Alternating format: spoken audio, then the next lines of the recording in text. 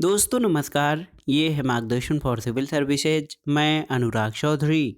दोस्तों घटना चक्र जीएस दृष्टि आर्थिक एवं सामाजिक विकास के अंतर्गत इस वीडियो में प्रस्तुत है अत्यंत ही महत्वपूर्ण टॉपिक गरीबी। गरीबी के प्रमुख प्रकार, भारत में निर्धनता का मापन, गरीबी के मापन की प्रमुख समितियां, गरीबी के कारण और निवारण तथा प्रमुख कल्याणकारी योजनाओं से संबंधित महत्वपूर्ण तथ्य और जानकारी जो आपके आगामी परीक्षाओं के सामान्य ज्ञान और सामान्य अध्ययन के भारतीय अर्थव्यवस्था खंड के लिए बहुत ही उपयोगी हैं। तो आइए शुरू करते हैं आज का वीडियो। सबसे पहले इसमें आइए जान लेते हैं गरीबी किसे कहते हैं। दोस्तों गरीबी से आशय ऐसी स्थिति से है जिसमें व्यक्ति अपनी मूलभूत आवश्यकताओं यानी रोटी, कपड़ा और मकान को पूरा करने में भी सक्षम न हो। यानी मूलभूत आवश्यकताएं जैसे रोटी, कपड़ा और मकान से वंचित व्यक्ति गरीब या निर्धन कहलाता है। वर्तमान में अगर विश्व बैंक के आंकड़ों के अनुसार देखें तो विश्व बैंक के मानक के अनुसार प्रतिदिन 2.15 अमेरिकी डॉलर से कम आय पर जीवन व्यतीत करने वाली जनसंख्या को चरम गरीबी या एक्सट्रीम पॉवर्टी के रूप में माना जाता है। आइए जान लेते हैं दोस्तों गरीबी के प्रमुख प्रकार कौन कौन से हैं। तो गरीबी के प्रमुख प्रकारों में एक तो सापेक्ष गरीबी और दूसरा निरपेक्ष गरीबी होती है और ये बहुत ही महत्वपूर्ण है दोस्तों। आप जान लीजिए सापेक्ष गरीबी और निरपेक्ष गरीबी। दोस्तों देखिए सापेक्ष गरीबी या रिलेटिव पॉवर्टी वो है कि अर्थव्यवस्था में आय और संपत्ति के वितरण को दर्शाती है सापेक्ष गरीबी और इसके मापन के लिए लारेंज वक्र विधि और गिनी गुणांक विधि का प्रयोग किया जाता है। जबकि निरपेक्ष गरीबी या एब्सोल्यूट पॉवर्टी ये दर्शाती है कि कितने लोग गरीबी में जी रहे हैं और निरपेक्ष गरीबी का मापन जो है उसको हेड काउंट विधि भी कहा जाता है। लारेंज वक्र क्या होता है तो आप जान लीजिए दोस्तों। लारेंज वक्र का जो प्रतिपादन है ये मैक्स ओ लारेंज के द्वारा 1905 में किया गया था और इसकी उपयोगिता ये है कि ये आय में असमानता और आर्थिक विषमता को व्यक्त करती है। यहाँ पर आप देख लीजिए कि यहाँ पर एक्स और वाई एक्सिस को कैसे दर्शाया गया है। एक्स एक्सिस को जनसंख्या के संचयी प्रतिशत और वाई एक्सिस को आय की संचयी प्रतिशत के रूप में दर्शाया गया है और यहाँ पर ये लारेंज वक्र है और ये निरपेक्ष समता रेखा। तो कुल मिलाकर ये जो है दोस्तों लारेंज वक्र मैक्स ओ लारेंज के द्वारा 1905 में और ये आय में असमानता और आर्थिक विषमता को व्यक्त करने के लिए ये वक्र प्रयोग किया जाता है। और लारेंज वक्र निरपेक्ष समता रेखा से जितनी दूर होगा आय का वितरण उतना ही असमान होगा, जबकि निरपेक्ष समता रेखा के जितने ही नज़दीक होगा आय वितरण उतना ही समान होगा। अब आइए जानते हैं गिनी गुणांक के बारे में। तो इसका प्रतिपादन जो है कोरिडो गिनी के द्वारा 1912 में किया गया था और उन्हीं के नाम पर इसको गिनी गुणांक कहा जाता है। ये राष्ट्रीय आय के वितरण का गणितीय माप प्रस्तुत करता है और गिनी गुणांक का मान 0 से 1 के मध्य होता है। 0 पूर्ण समानता और 1 असमानता को दर्शाता है। दोस्तों गिनी गुणांक का मान जितना अधिक होगा समाज में विषमता उतनी अधिक होगी और इसका मान जितना कम होगा समाज में विषमता उतनी ही कम होगी। और यहाँ पर देखिए गिनी गुणांक का जो मापन है वो पूर्ण समता रेखा और लारेंज वक्र के मध्य का क्षेत्रफल बटे पूर्ण समता रेखा के मध्य कुल क्षेत्रफल के आधार पर गिनी गुणांक निकाला जाता है। आइए जानते हैं दोस्तों भारत में निर्धनता का मापन किस प्रकार से किया जाता है। तो दोस्तों भारत में निर्धनता का मापन जो है एक तो न्यूनतम कैलोरी उपभोग और दूसरा प्रति व्यक्ति प्रति माह उपभोग व्यय के आधार पर किया जाता है। न्यूनतम कैलोरी उपभोग में ग्रामीण क्षेत्र में प्रति व्यक्ति देखिए 2400 कैलोरी और शहरी क्षेत्र में प्रति व्यक्ति प्रतिदिन 2100 कैलोरी का पोषण प्राप्त न कर पाने वाला व्यक्ति गरीबी रेखा से नीचे यानी गरीब माना जाएगा। प्रति व्यक्ति प्रति माह उपभोग व्यय तो आप जान लीजिए तेंदुलकर समिति की सिफारिश के अनुसार ग्रामीण क्षेत्र के लिए 816 रुपये यानी 26 रुपये प्रतिदिन और शहरी क्षेत्र के लिए 1000 रुपये यानी 32 रुपये प्रतिदिन प्रति व्यक्ति मासिक उपभोग व्यय को गरीबी रेखा माना जाएगा। रंगराजन समिति की सिफारिशों के अनुसार दोस्तों ग्रामीण क्षेत्रों के लिए 972 रुपये मासिक यानी 32 रुपये प्रतिदिन, और शहरी क्षेत्रों के लिए 1407 रुपये मासिक यानी 47 रुपये प्रतिदिन प्रति व्यक्ति उपभोग व्यय को गरीबी रेखा माना गया है। और आप जान लीजिए, भारत के संदर्भ में सबसे पहला गरीबी अनुमान दादा भाई नौरोजी द्वारा 1867-68 में अपनी पुस्तक poverty and un British rule of India में इसका अनुमान लगाया गया था। भारत में गरीबी मापन का पहला आधिकारिक प्रयास योजना आयोग के DR गाडगिल समिति द्वारा वर्ष 1962 में किया गया था। इसके अलावा दोस्तों एक महत्वपूर्ण तथ्य देख लीजिए कि VM दांडेकर और N रथ यानी दांडेकर रथ द्वारा 1971 में एक मौलिक अध्ययन के तहत पहली बार गरीबी रेखा या पॉवर्टी लाइन की अवधारणा दी गई, और इन्होंने राष्ट्रीय नमूना सर्वेक्षण के आंकड़ों के आधार पर भारत में गरीबी का पहला व्यवस्थित मूल्यांकन किया था। आइए देखते हैं दोस्तों निर्धनता अनुपात के बारे में, उसकी अवधारणा के बारे में जानते हैं। तो आप जान लीजिए दोस्तों, अवधारणा क्या है कि निर्धन व्यक्तियों का कुल जनसंख्या से अनुपात, इसको निर्धनता अनुपात कहते हैं। निर्धनता के दुष्चक्र की अवधारणा अर्थशास्त्री रैगनर नक्स द्वारा अपनी पुस्तक problems of capital formation in under developed countries में दी गई थी। और देखिए निर्धनता का जो दुष्चक्र है वो किस तरह से चलता है। जैसे एक तो कम आय जब होती है तो बचत भी कम होती है, प्रति व्यक्ति आय कम हो जाती है, बचत कम और मांग कम होती है, जिससे पूंजी निर्माण कम होती है, और इसके कारण उत्पादन कम होता है, रोजगार भी कम होता है, और फिर इसी के कारण कम आय होती है। और इसी प्रकार से ये देश जो है निर्धनता के दुष्चक्र में फंसे रहते हैं। कम आय से कम पूंजी निर्माण और कम बचत, रोजगार कम, उत्पादन कम, ये सारी चीज़ें एक क्रम में चलती रहती हैं, और ये जो निर्धनता का दुष्चक्र है ये बना रहता है अंडर डेवलप्ड कंट्रीज के लिए। आइए आगे देख लेते हैं दोस्तों, भारत में गरीबी मापन के लिए कौन कौन सी समितियां या कमेटीज़ बनाई गई हैं। तो एक तो है वाई के अलग समिति, इसका गठन याद रखिएगा 1977 में हुआ था, और इसने 1979 में अपनी रिपोर्ट प्रस्तुत की। और अलग समिति ने दोस्तों पोषक तत्वों के आधार पर मापन किया, और इसी समिति ने ये बताया कि प्रति व्यक्ति प्रतिदिन ग्रामीण क्षेत्र में 2400 कैलोरी प्राप्त करने वाला और शहरी क्षेत्र में प्रति व्यक्ति प्रतिदिन 2100 कैलोरी से नीचे जो है उपभोग वाला व्यक्ति गरीब है। और दूसरा है लकड़ावाला समिति। तो लकड़वाला समिति का गठन 1989 में किया गया।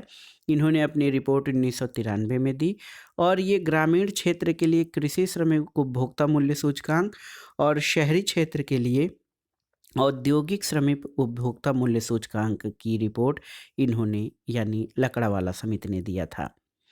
और देखिए सुरेश तेंदुलकर समिति का गठन दोस्तों 2005 में हुआ, और इन्होंने अपनी रिपोर्ट 2009 में प्रस्तुत की। ग्रामीण क्षेत्रों के लिए इन्होंने ये व्यक्त किया कि 816 रुपये प्रति व्यक्ति मासिक उपभोग व्यय यानी 26 रुपये प्रतिदिन प्रति व्यक्ति, और शहरी क्षेत्रों के लिए 1000 रुपये प्रति व्यक्ति मासिक उपभोग व्यय यानी 32 रुपये प्रतिदिन प्रति व्यक्ति से नीचे जो है उपभोग करने वाला व्यक्ति गरीब है।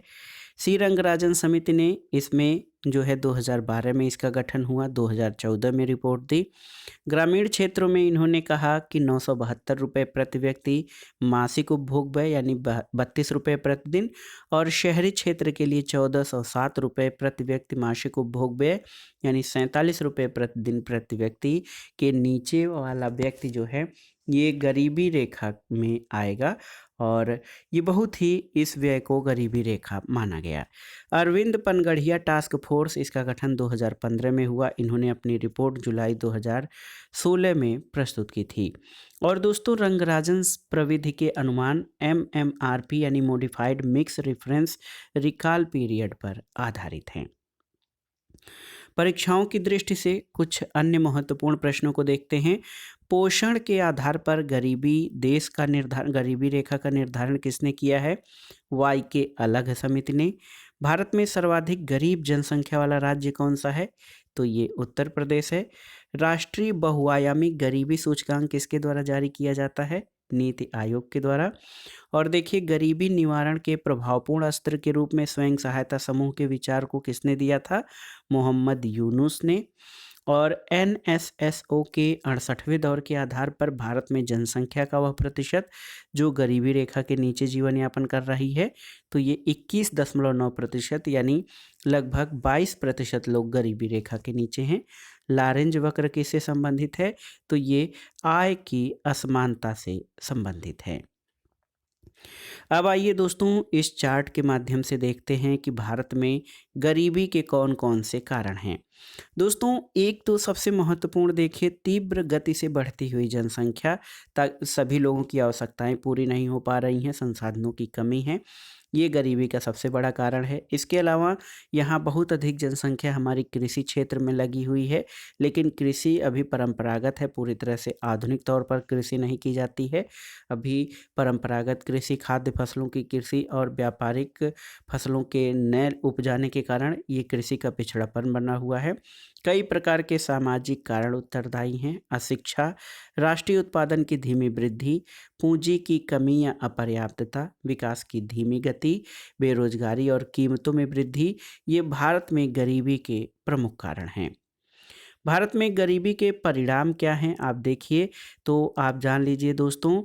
मानसिक अशांति गरीबी से होती है, शारीरिक कमजोरी, बाल अपराधों में वृद्धि, दुर्व्यसन में वृद्धि, भिक्षावृत्ति, परिवार का विघटन, अपराधों में वृद्धि और सामाजिक स्तर में कमी, ये सब गरीबी के सामान्य परिणाम हैं। गरीबी दूर करने के कौन कौन से उपाय किए जा सकते हैं? तो सबसे महत्वपूर्ण उपाय है कि जनसंख्या नियंत्रण किया जाए, क्योंकि संसाधनों की जो है सीमितता है, जबकि जनसंख्या बहुत तेज़ी से बढ़ रही है। ऐसी स्थिति में गरीबी और भी बढ़ रही है। तो गरीबी दूर करने का सबसे पहला उपाय जनसंख्या नियंत्रण।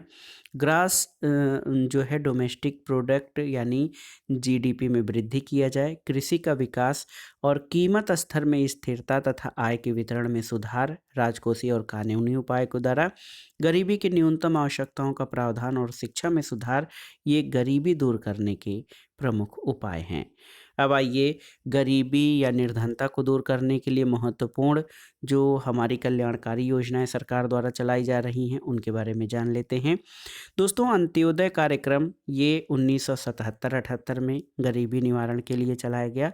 इसी तरह प्रधानमंत्री रोजगार योजना 2 अक्टूबर 1993 को प्रारंभ की गई थी।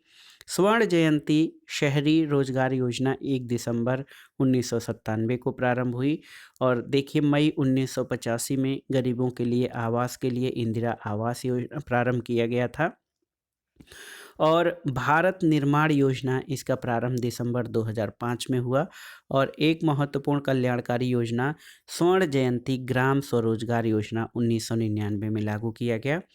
जवाहर रोजगार योजना 1 अप्रैल 1989 से प्रारंभ की गई थी। और इसके अलावा जो अन्य महत्वपूर्ण योजनाएं हैं, आप देख लीजिए, इसमें दीनदयाल अंत्योदय योजना, राष्ट्रीय ग्रामीण आजीविका मिशन, तो जून 2011 में शुरू किया गया केंद्र प्रायोजित गरीबी उपशमन कार्यक्रम है। और इसका उद्देश्य चरणबद्ध तरीके से सभी ग्रामीण परिवारों या गरीब परिवारों तक पहुंचकर उनकी आजीविका पर पर्याप्त सकारात्मक प्रभाव डालना है। और इस मिशन में जनवरी 2021 तक 28 राज्य और 6 संघ राज्यों के 691 जिले के 6360 ब्लॉक शामिल किए गए हैं। महात्मा गांधी राष्ट्रीय ग्रामीण रोजगार गारंटी योजना, ये बहुत ही महत्वपूर्ण कार्यक्रम है। और आप जान लीजिए, ये मांग आधारित मजदूरी रोजगार कार्यक्रम है, जिसे मनरेगा कहा जाता है। और इसमें दोस्तों, अकुशल श्रम करने वाले के इच्छुक वयस्क सदस्य वाले प्रत्येक परिवार को प्रत्येक वित्तीय वर्ष में कम से कम 100 दिनों की मजदूरी रोजगार की गारंटी देकर देश में ग्रामीण क्षेत्रों में परिवारों की आजीविका सुरक्षा को बढ़ाना है। देखिए, राष्ट्रीय सामाजिक सहायता कार्यक्रम, इनको NSAP यानी नेशनल सोशल असिस्टेंट प्रोग्राम कहा जाता है।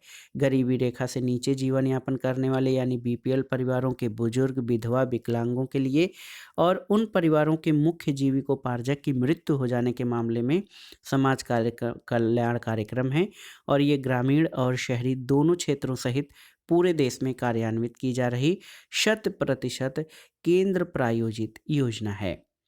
यहाँ पर देखिए प्रधानमंत्री आवास योजना ग्रामीण क्षेत्र के लिए PMAYG, इसका उद्देश्य ग्रामीण क्षेत्रों में सभी बेघर और 2 कमरों तक के कच्चे और जीर्ण शीर्ण मकानों में रह रहे परिवारों को वर्ष 2022 तक आधारभूत सुविधाओं से संपन्न पक्के मकान उपलब्ध कराना है। इसके अलावा आप देखिए प्रधानमंत्री ग्राम सड़क योजना है।